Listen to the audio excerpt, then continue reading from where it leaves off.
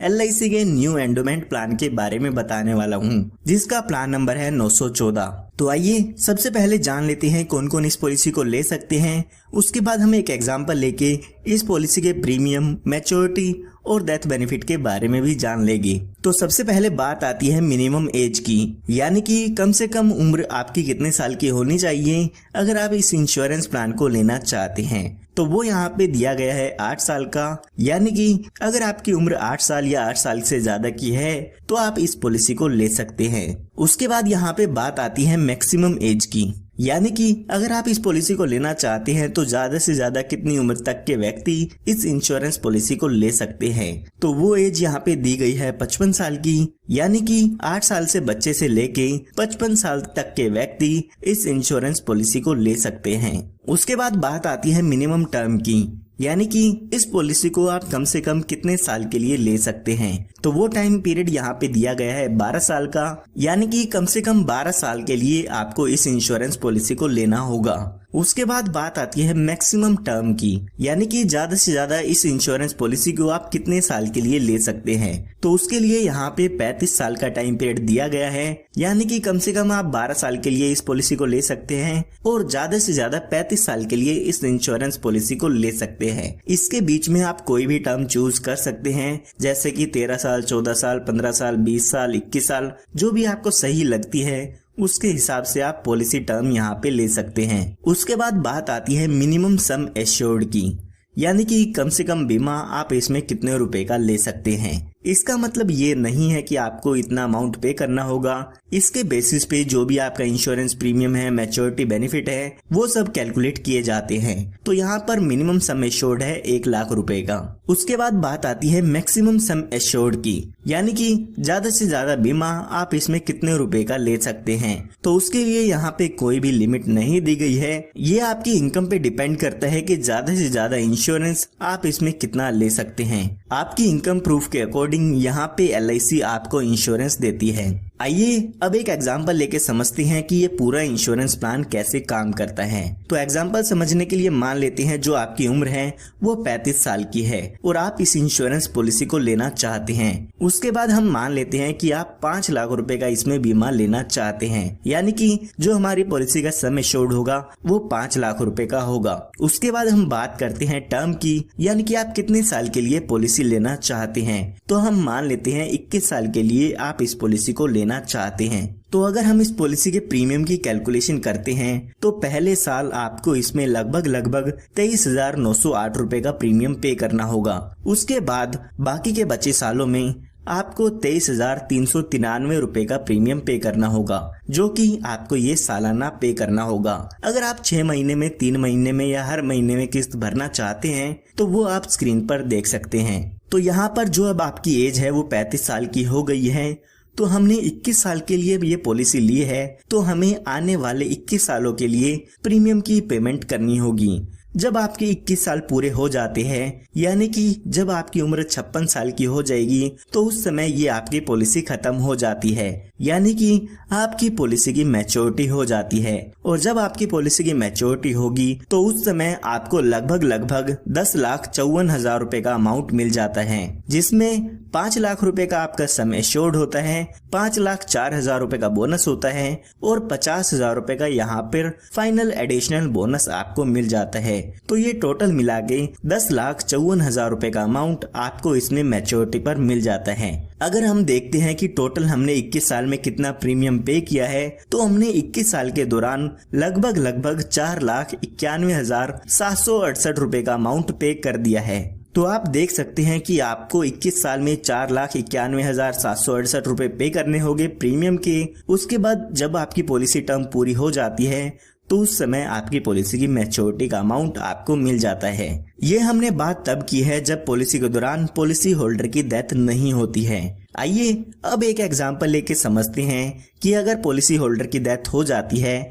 तो उस समय उसके नॉमिनी को क्या क्या बेनिफिट मिल जाते हैं। तो यहाँ पर पॉलिसी शुरू होने के बाद और पॉलिसी की मैच्योरिटी होने तक कभी भी पॉलिसी होल्डर की डेथ होती है तो यहाँ पर पॉलिसी होल्डर के नॉमिनी को डेथ बेनिफिट्स मिल जाते हैं। डेथ बेनिफिट्स में सम एश्योर्ड मिलता है, इसके साथ साथ जो भी आपकी पॉलिसी का बोनस है वो यहाँ पर दिया जाता है। तो हमारे केस में मान लेते हैं पॉलिसी होल्डर की डेथ 39 ईयर्स की एज में हो जाती है। तो यहाँ पर जब भी पॉलिसी होल्डर की डेथ होगी तो उस समय जो भी आपका सम एश्योर्ड है यानी कि 5 लाख रुपए का अमाउंट मिलेगा, साथ ही साथ जितने साल भी आपकी पॉलिसी चली है उसका बोनस यहाँ पे दिया जाता है। तो 1,20,000 रुपए का बोनस हमें यहाँ पे मिल जाएगा। तो यहाँ पर टोटल डेथ बेनिफिट देखते हैं तो 6,20,000 रुपए का अमाउंट उसके नॉमिनी को मिल जाता है। आपको एक बात याद रखनी है कि जो सम एश्योर्ड है वो तो आपको मिलेगा ही मिलेगा, साथ में जितने साल भी पॉलिसी आपकी चली है उतने साल का बोनस यहाँ पे आपको मिल जाता है। यहाँ पर मैं आपको बताना चाहूंगा कि आप इसमें एडिशनल बेनिफिट्स भी ले सकते हैं, जिसके लिए आपको कुछ एक्स्ट्रा प्रीमियम देना होगा। तो यहाँ पर आप अपनी पॉलिसी में टर्म राइडर ऐड करा सकते हैं। अगर आपने अपनी पॉलिसी में टर्म राइडर लिया है और अगर पॉलिसी होल्डर की नेचुरल डेथ होती है तो उस केस में आपको यहाँ पर एडिशनल 5 लाख रुपए का अमाउंट डेथ के केस में मिल जाता है। यानी कि जो 6,20,000 रुपए का अमाउंट मैंने आपको बताया है वो तो मिलेगा ही मिलेगा, साथ में टर्म राइडर के 5 लाख रुपए और मिल जाते हैं, यानी कि टोटल 11,20,000 रुपए का अमाउंट डेथ पर मिल जाएगा। इसी तरह से यहाँ पर आप accidental death and disability benefit rider भी ऐड करा सकते हैं। यहाँ पर अगर एक्सीडेंटल डेथ पॉलिसी होल्डर की हो जाती है यानी कि एक्सीडेंट के कारण पॉलिसी होल्डर की डेथ होती है तो उस केस में यहाँ पर एडिशनल 5 लाख रुपए मिलते हैं। यानी कि जो बेनिफिट मैंने आपको बताए हैं वो तो मिलेंगे ही मिलेंगे, साथ में एक्सीडेंटल डेथ बेनिफिट राइडर के 5 लाख रुपए भी आपको मिल जाएगी या आपके नॉमिनी को मिल जाते हैं। तो अगर आप ये बेनिफिट्स अपनी पॉलिसी में ऐड कराना चाहते हैं तो आप ये बेनिफिट्स ऐड करा सकते हैं। उसके बाद LIC ने यहाँ पर आपको एक बेनिफिट और दिया है, वो है सेटलमेंट ऑप्शन का। LIC यहाँ पर आपको कहती है कि आपका जो भी मैच्योरिटी का अमाउंट है यानी कि जो भी आपको पॉलिसी खत्म होने पर अमाउंट मिलना होता है उसको आप हमसे इंस्टॉलमेंट में ले सकते हैं। उस अमाउंट को आप 5, 10 या 15 साल की इंस्टॉलमेंट में हमसे ले सकते हैं। जो भी इंस्टॉलमेंट का अमाउंट होगा उस पे LIC आपको इंटरेस्ट भी देती है। पॉलिसी की मैच्योरिटी होने से 3 महीने पहले तक आपको LIC को बताना होगा अगर आप मैच्योरिटी के अमाउंट को इंस्टॉलमेंट में लेना चाहते हैं। इसी तरह से आप डेथ बेनिफिट को भी इंस्टॉलमेंट में ले सकते हैं। आप पॉलिसी के दौरान बता सकते हैं कि आपकी डेथ होने के बाद जो भी ये अमाउंट होगा वो आपके नॉमिनी को इंस्टॉलमेंट में मिले या एक साथ मिले। अगर आप इस ऑप्शन को लेना चाहते हैं तो ले सकते हैं, वरना आप अपने पैसे को एक साथ भी ले सकते हैं। उसके बाद यहाँ पे आपको कुछ और बेनिफिट मिल जाते हैं इस पॉलिसी में। तो आइए बात करते हैं इसके अदर बेनिफिट्स की कि इसमें आपको कौन कौन से और बेनिफिट मिल जाते हैं। तो यहाँ पर आप अपनी पॉलिसी में एडिशनल बेनिफिट्स ले सकते हैं जिसे हम राइडर्स कहते हैं। तो आप अपनी पॉलिसी में टर्म राइडर ले सकते हैं, accidental death and disability benefit rider ले सकते हैं या फिर आप एक्सीडेंटल बेनिफिट राइडर ले सकते हैं। इसी के साथ साथ यहाँ पे आप क्रिटिकल इलनेस राइडर भी ले सकते हैं। अगर आप बच्चे के नाम पर ये इंश्योरेंस पॉलिसी ले रहे हैं तो आप अपनी पॉलिसी में प्रीमियम वेवर बेनिफिट राइडर ले सकते हैं। कई बार ऐसा होता है कि बच्चे के फादर के साथ कोई दुर्घटना हो जाती है तो उस केस में बच्चे को वहां पर पॉलिसी का प्रीमियम पे नहीं करना होता है। उसके बाद यहाँ पे आपको लोन की सुविधा भी मिल जाती है। पॉलिसी शुरू होने के 2 साल बाद आप अपनी पॉलिसी पर लोन ले सकते हैं। जो भी लोन का अमाउंट होगा उस पर आपको इंटरेस्ट LIC को पे करना होता है। उसके बाद यहाँ पे बात आती है सरेंडर की। तो पॉलिसी शुरू होने के 2 साल बाद आप अपनी पॉलिसी को सरेंडर भी करा सकते हैं। उस समय जो भी आपकी पॉलिसी की सरेंडर वैल्यू होती है वो LIC की तरफ से आपको मिल जाती है। अगर आप 2 साल से पहले अपनी पॉलिसी को सरेंडर कराते हैं तो उस समय आपको कोई भी पैसा वापस आपका नहीं मिलता है। उसके बाद यहाँ पे बात आती है मोड ऑफ पेमेंट की, यानी कि आप यहाँ पे अपनी पॉलिसी का प्रीमियम 1 साल में भी भर सकते हैं, 6 महीने में भी भर सकते हैं, 3 महीने या हर महीने भी आप अपनी पॉलिसी का प्रीमियम भर सकते हैं। तो LIC ने यहाँ पर आपको 4 मोड ऑफ पेमेंट दिए हैं। जो भी आप मोड ऑफ पेमेंट यहाँ पर चूज करना चाहते हैं वो यहाँ पर ले सकते हैं। उसके बाद यहाँ पे LIC आपको ग्रेस टाइम पीरियड भी देती है, यानी कि अगर आप अपनी पॉलिसी की पेमेंट ड्यू डेट पर नहीं पे कर पाते हैं तो LIC यहाँ पर आपको कुछ एक्स्ट्रा दिन देती है जिसमें आप अपनी पॉलिसी का प्रीमियम भर सकते हैं। कई बार ऐसा होता है आपको याद नहीं रहता है, तो LIC ने आपको कुछ एक्स्ट्रा दिन दिए हैं जिसमें आप बिना लेट फीस के अपने पॉलिसी के प्रीमियम की पेमेंट कर सकते हैं। तो यहाँ पर अगर आपने मंथली प्रीमियम पेमेंट मोड लिया है तो 15 दिन का ग्रेस टाइम पीरियड मिलता है, और इसी तरह से इसके अलावा अगर आपने और कोई पेमेंट मोड चूज किया है तो आपको 30 दिन का ग्रेस टाइम पीरियड यहाँ पे मिल जाता है।